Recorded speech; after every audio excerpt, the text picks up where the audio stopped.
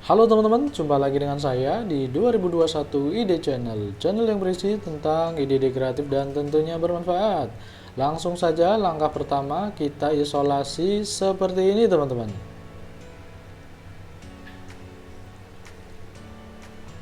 Langkah berikutnya kita tandain bagian atasnya di 4 titik.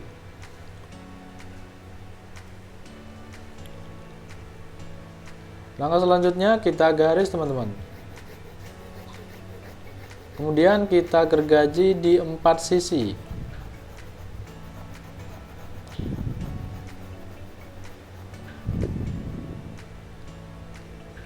Hasilnya kurang lebih seperti ini. Ada 4 sisi ya teman-teman.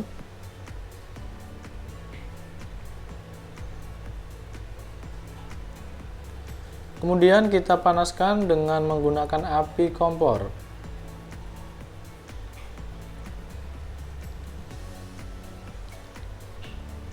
Setelah melembek seperti ini, kita pasang seperti ini teman-teman.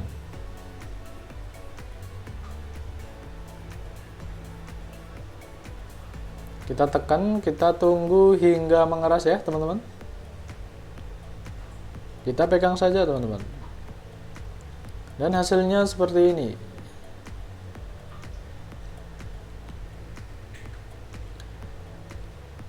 Langkah berikutnya kita tekuk dan kita panaskan bagian ujungnya ya teman-teman. Kita bisa menggunakan korek api atau yang lain.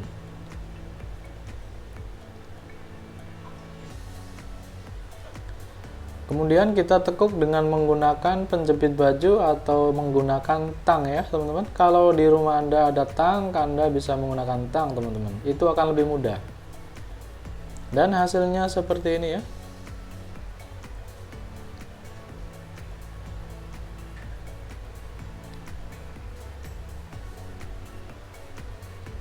Langkah berikutnya kita pasangkan tali karet di bagian ujung sini teman-teman.